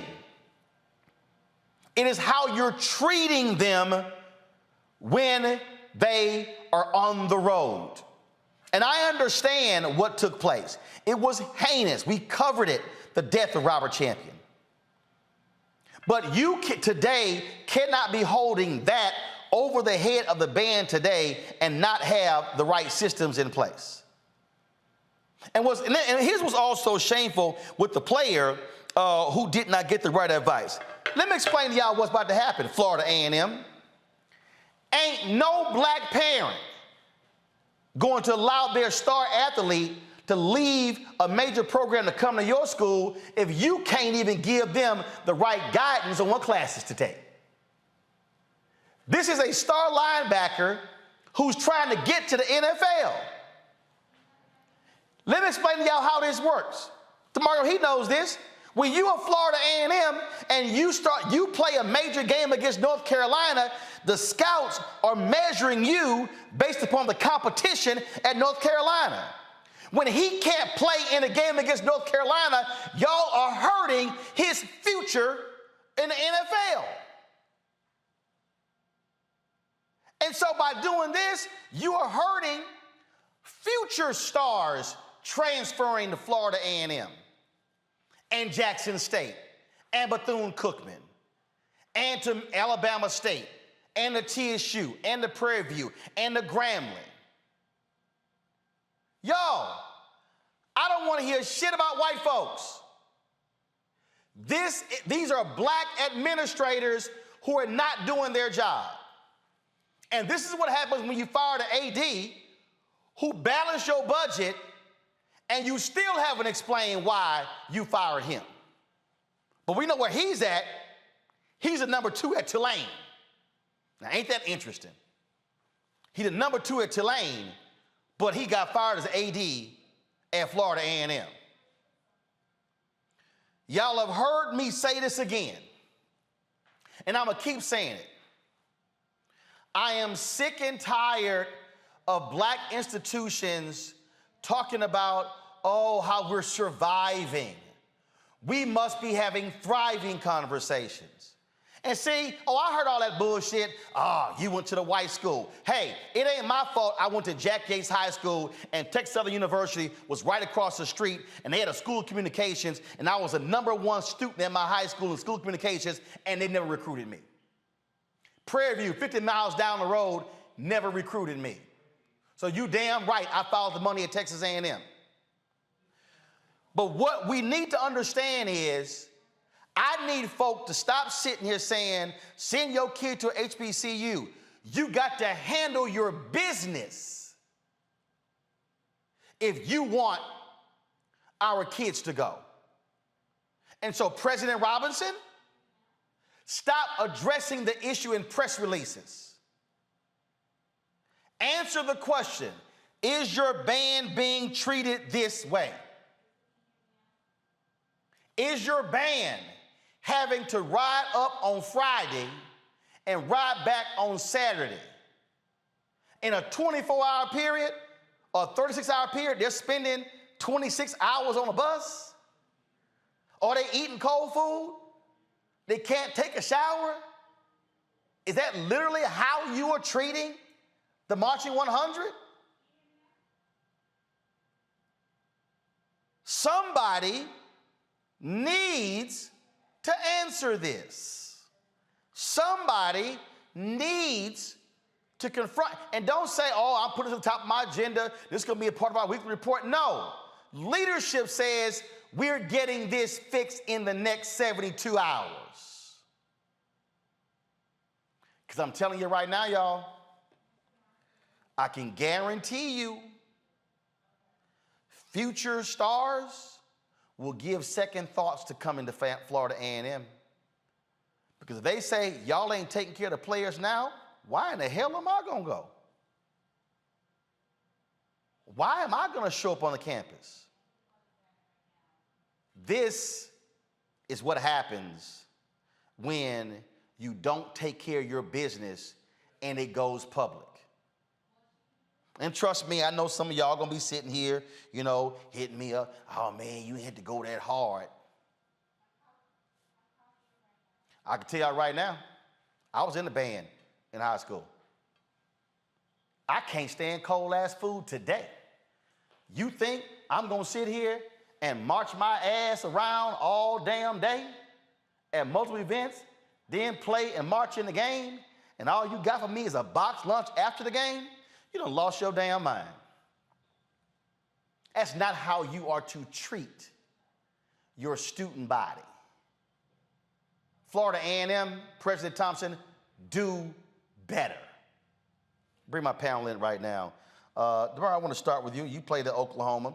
I'm not even going to remotely compare Power 5, HBCUs. We know the money is totally different, but I'm sorry. Florida A&M, you can do better than a damn box lunch for your band. DeMario? Things work with a band deal. There you go. You hear me? There you go. All right. Deal. I don't know how it works with a band. This is what I would say, because I don't know much about this outside of what you've stated. I think it's a problem just generally for HBCUs and Deion Sanders talked about this, when you take a team, you have to be on a bus for 13 hours somewhere. I don't think you should take those type of trips in 2022. In 1975 or 1955 maybe, but in today's world, you should be playing in places that are either you can afford to fly there, or you play in a vicinity where it could be no more than an 8-hour bus driving, because that is taxing on anybody. I don't care who you are. And if it's facts that they had to spend 13 hours in a van, not get a shower, not have hot food, that is pretty egregious and atrocious and something that should be rectified very, very quickly. Again, I don't know those facts, if that's 100% accurate, but if it is, that is something that needs to be rectified completely. I talked to multiple sources that are with the Florida A&M band who told me direct. They took a 13-hour bus ride from Tallahassee to Chapel Hill on Friday, got there, had a 9 a.m. practice on Saturday morning with the UNC band, then had a couple of performances for the band, then went to the game, and then when the game was over, they had to then board the buses, undress on the bus out of their band uniforms into their other clothes, and then they took a 13-hour ride back home.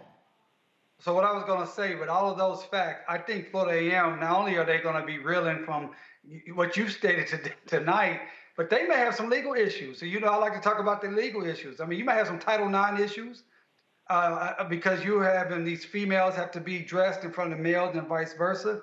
You can have some negligent issues. People could get sick by that type of activity. And so I think they have a lot of things that they need to pull together their full leadership team, the executive team, sit down and get this issue rectified.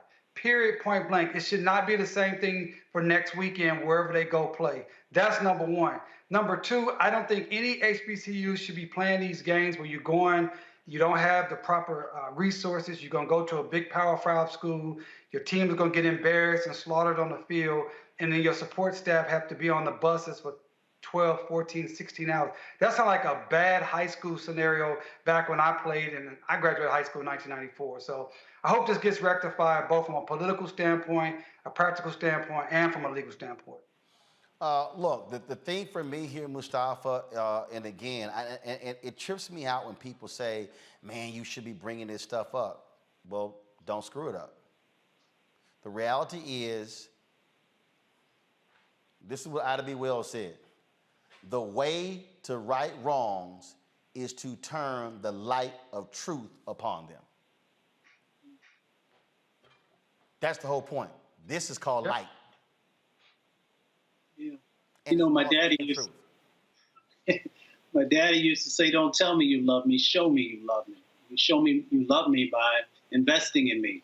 So when we're talking about these student athletes, and the band members, are you willing to put the infrastructure and the systems in place to make sure that I stay in compliance and make sure that I have the classes that I need, because I am your ambassador. I am the one that many community members engage with and see. So if you love me, then invest in me. Invest in also making sure that you see my humanity and that you're willing to make sure that I have the sustenance that's necessary for me to be able to operate on a high level. That's both if I'm an athlete or if I'm in the band. So it sounds like, the FAMU has some significant work that they need to do in making the investments to show that they truly love both the band members and their athletes. And look, this is the video right here. The band put up. This is the video that's on their channel, and you see this. These are the buses they're riding in, and I get it. You're riding those buses. Let me show you at the top of the video. And look, I get it. But the bottom line is this here, man. Look, you are taxing these students. Right. That's the thing that people need to understand. And see, we know. Those of us who've spoken on the campuses of HBCUs, we know how much time they put in. The folks told me in the band, they told me point blank that we have to recruit.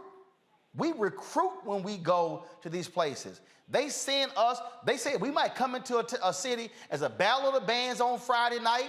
We get to the hotel at 1 o'clock in the morning. We got to be early to be dressed to get to the events. We might have 2 or 3 events in a particular day. Plus the game. And so this is the thing here. And here's a perfect example. This right here was a Pepsi ad. Where the band was in the ad. I dare ask the question: how much was FAMU paid for that ad? Was it fair market value? Okay, I saw the FAMU band in Louis Vuitton fashion show. I wonder how much that multi-billion-dollar company paid for them. This is what I'm saying, and y'all have heard me say this, and I'm gonna say this over and over again, and I'm gonna say it loud and clear. I have seen some awful negotiation deals from HBCUs. Why? Because they have people negotiating the deals who don't know a damn thing about negotiating, who know nothing about sports rights, who know nothing about media rights, and guess what? They getting screwed in these bad deals. And what I'm saying is, if this is supposed to be your premier institution, you take care of your premier institution. That's what you need to do. And so President Robinson, they've told me, they've said you won't meet with them.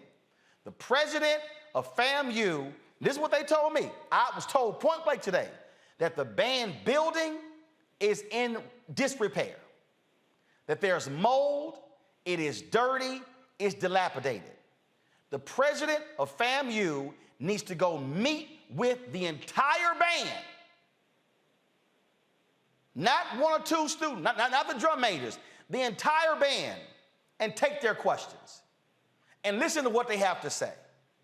And he should do the exact same thing for the football team. That, Teresa, is leadership. And if you do that, then you don't have the football team dropping a public statement. You don't have football players hiring attorneys, and you don't have band members calling me saying, hey, Roland, can you please get this out? Because they've shut our voices down. You're absolutely right. I mean, you can only get leadership when you see it. And so half the battle is, the president did not, and his staff did not communicate effectively with their students. The students are part of the backbone of, some of these programs. They're the backbone of some of this funding. And so, I don't want to say, some of these, I was a college student myself at a HBCU school, so we don't want to say we're getting pimped out, but half the battle is, we are being used in some way to further our college education. But that doesn't mean that we should have to go through some of the nuances. It's 2022, where they're not getting some of the basics. They're not feeling like they're wanted. Half the battle is these students are going to class full time. Some of them actually have jobs and they're on the field still promoting excellence. So at the higher level, they're not giving us excellence in the executive and administrative role. then they actually need to rethink what recruitment actually looks like. And they also need to actually have a conversation with these students and say, more is coming and better, especially since there has been millions of dollars given to HBCU. This right here, this action is just unacceptable. And let me say this right here, y'all.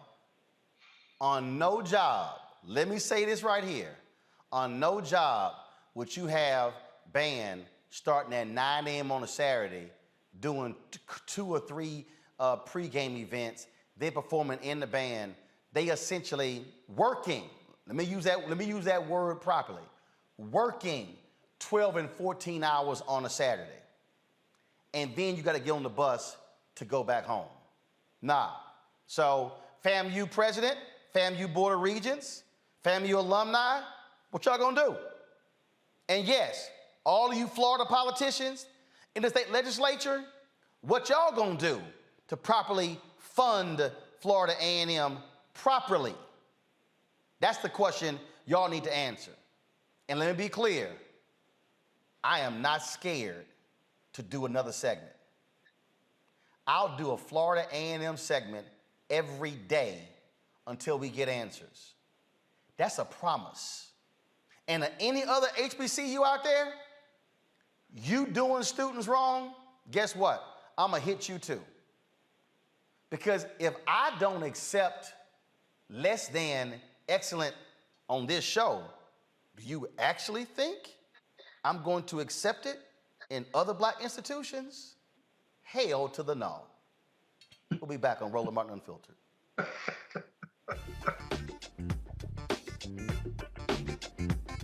Next on A Balanced Life with me, Dr. Jackie, the great resignation is upon us. Yes, it's real. People, young and old, are evaluating their lives and making some determinations whether to stay or to go. But before you take the leap, you need to examine your motives and make a plan. It's not so much about doing this thing or starting this business or, leaving where you are to do something different. It's about getting in touch with you. How to make change while also keeping balance. Here on the next A Balanced Life with me, Dr. Jackie, on Black Star Network. Hatred on the streets, a horrific scene, a white nationalist rally that descended into deadly violence. White people are losing their damn minds.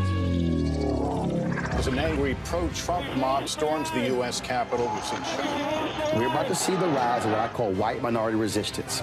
We have seen white folks in this country who simply cannot tolerate black folks voting. I think what we're seeing is the inevitable result of violent denial. This is part of American history. Every time that people of color have made progress, whether real or symbolic, there has been what Carol Anderson at Emory University calls white rage as a backlash. This is the rise of the Proud Boys and the Boogaloo Boys. America, there's going to be more of this. Here's all the Proud Boys, guys. This country is getting increasingly racist in its behaviors and its attitudes because of the fear of white people. The fear that they're taking our jobs, they're taking our resources, they're taking our women. This is white fear.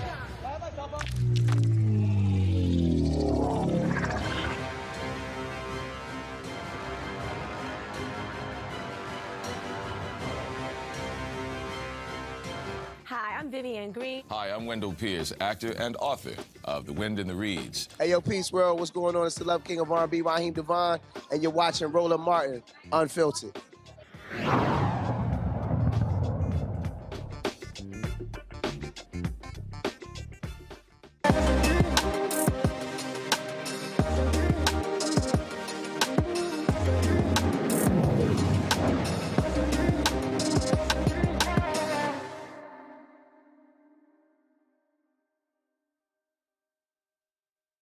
Time for our marketplace segment where we always feature various black-owned businesses on the show. And this week, we are dealing with designer of a multi-use bag. Now, when it comes to these handbags and backpacks and other sort of bags, I mean, folk are spending a whole bunch of damn money on these bags. And so folks are walking around with 5, 6, 8, 10 different bags. But, fellas, we always ask the question, ladies, can y'all just have one damn bag? Just one? I'm just saying. I mean, do we have to have literally 10, 15, 20 bags? I don't know, Teresa, how many you got?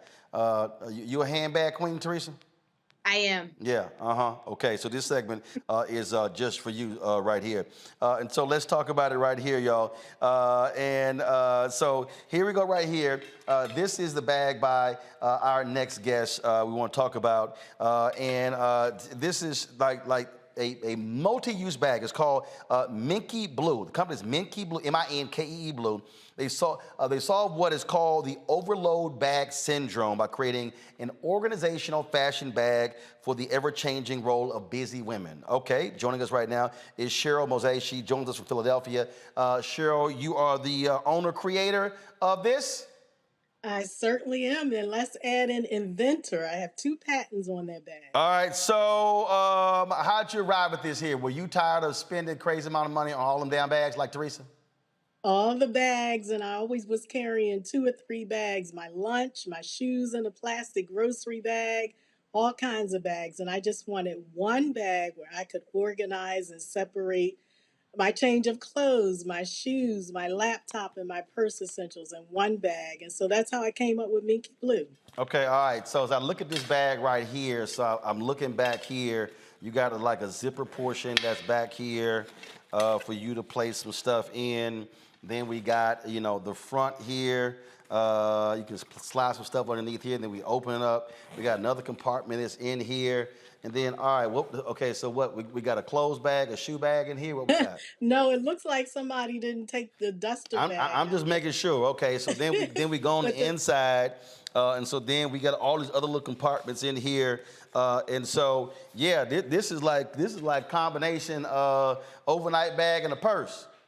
Absolutely. It's a great travel bag, a great work bag, and a weekend bag. So that little bag in the back that you pulled out is a lunch bag. It's insulated, so you can carry your lunch, your shoes, your toiletries.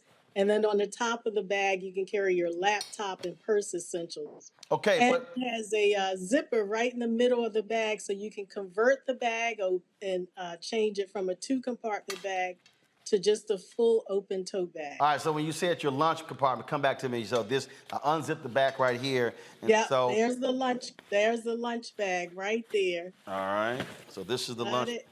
This is the lunch bag right here. Okay. Yep. And then you can when you're not carrying the lunch bag, you can put your shoes back there. Okay, especially these folks when they be going to Essence Fest, need some flats. All right, so here's the question here. But is the bag really only for women? Actually, the bag you have is for women, but I do have a gender-neutral bag, a men's bag as well. Okay, all right then. And so when did you start this? I launched in 2014, so I've been doing it for a while, and we sell all around the world, and I'm really excited to say that I'm launching in Macy's the end of October. So I'm really excited about it. How many units have you moved? We've moved about 8,000, 10,000 units. Got it. And so you're launching in Macy's in October. All right. I mean that's pretty cool. Now the construction of the bag, where are the bags made, and what's the materials? Is it the top leather, and then what's this bottom material? It's actually a vegan leather, and they are made overseas. I also have bags that are nylon and a canvas type material, so a mix of materials. Okay. All right. Let's see here. Questions. Teresa, you first. This will solve your overload bag syndrome. Well, honestly, I think this is a bag for entrepreneurs. So thank you so much for making a bag that fits me. I know when I go on TSA, they're probably going to have additional compartments to check, but I can't wait to order. So one of my questions for you is, what was, obviously, day to day, and I'm just going to say women first, we were just doing a lot. So what made you in 2014 say, this is the bag, that I'm going to create? Yeah, it was really about, I was taking the train in the city. I had my shoes in a plastic grocery bag, and I put that bag inside of my tote. I had a piece of fruit at the bottom of my bag. I had my laptop in that bag, so everything was just mixed up. And I'm looking around on the train, and I see other women carrying 2 or 3 bags. And I came up with this idea because I was like, I just wanted one bag where I could organize and separate everything in the bag and not struggle with 2 or 3 bags. And what's your website? It's minkeeblue.com, MINKEE blue. Thank you. All right, let's see here. Mustafa. Yeah, well, congratulations on all the success you've had. You know, I'm curious because I always believe to lock stuff in, and you talked a little bit about getting the patents. I believe you said 2 patents. Could you talk a little bit about the journey with that and how that helps to protect your intellectual capital as well? Excuse me. Yeah, I knew when I started this business, because the handbag industry is saturated, I wanted it to be different. And so I have a divider right in the middle of the bag that unzips to allow you to convert the bag from 1 compartment to 2. All right, then. So that's the patent. All right, cool. DeMario, what you got?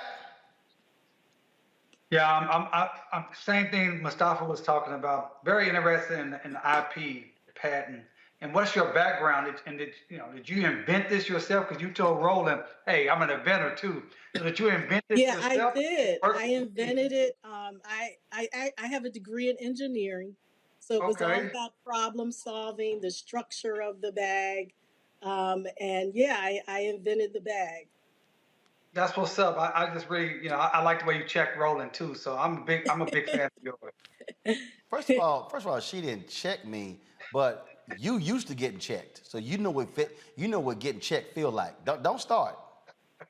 Don't start. Hey, I don't know. Hey man, you didn't give it all the smoke to FAMU. Let's talk about Mickey Blue, man. Don't start. Don't start. Calm down, man. Where did the name come from? I'll go in any day on an Omega. Any day. I'm talking to the inventor here. Any Where day. did the name come from? Any day. What is the origin of Mickey Blue? The name? Yes. So I used to run a nonprofit organization where I raised money to help low-income single moms pay for childcare. And when I first started, I designed diaper bags. And I wanted the name Pinky Blue, but the domain was taken. So really, I literally went through the alphabets. I said, Linky Blue, no. Kinky Blue, and I was like, nah, that's a whole nother business. That's a whole different. Yeah, DeMario, he wouldn't mind that business. Look at him. He was like, damn, look at him. You can tell right there. He was like, oh, you should have went with that name. No, you'd have had a whole different set of problems, I think. Yeah. And I just landed on Minky Blue. That's how I came up with the name. Oh, man. Really nice to meet you. Very impressed. Thank you. You too. Thank you so much for having me on. I appreciate it. All right. Again, folks, the website is minkeeblue.com, MINKEEBLUE.com. These are the social media platforms, Instagram, Facebook, and Twitter as well. And so, sure, we appreciate it. Good luck with launching in Macy's in October. Thank you so much. Thank you. All right, folks, that is it for us. Teresa, Mustafa, and Omega Man. We appreciate that. My alpha man, Mustafa. You come on. You always gonna be bookended by real fraternity people, DeMario. That's what happens. So glad to have y'all on the show. Thanks a bunch. Don't forget, folks, download the Black Star Network app, available on all platforms: Apple phone, Android phone, Apple TV, Android TV, Roku, Amazon Fire TV, Xbox One, Samsung Smart TV. And of course, please join our Bring the Funk fan club, where your dollars make it possible for us to do what we do, the travel, the things we're going to be covering this fall, hitting the road, covering campaign events all across the country. Checks and money orders can go to P.O. Box 57196, Washington, D.C., 20037-0196. Cash App is $RM Unfiltered. PayPal is R Martin Unfiltered. Venmo is RM Unfiltered. And Zelle is Roland at RolandSMartin.com. Roland at RolandMartinUnfiltered.com. That's it, folks. I will see you tomorrow. Don't forget, go to our YouTube channel, check out our videos, retweet them, push them out there so we can build up those views. And of course, check out the app as well. Great shows, Deborah Owens Show, Jackie and Martin Show, Greg Card from Muhammad Daily Show, Stephanie Humphrey, and of course, Rolling with Roland. Some great interviews that we have with our various guests. We shot those in LA and Atlanta, so we really appreciate y'all supporting us in what we do. I'll see you tomorrow right here, same time, same place. We keep it real, keep it black, and keep it unfiltered. Holla!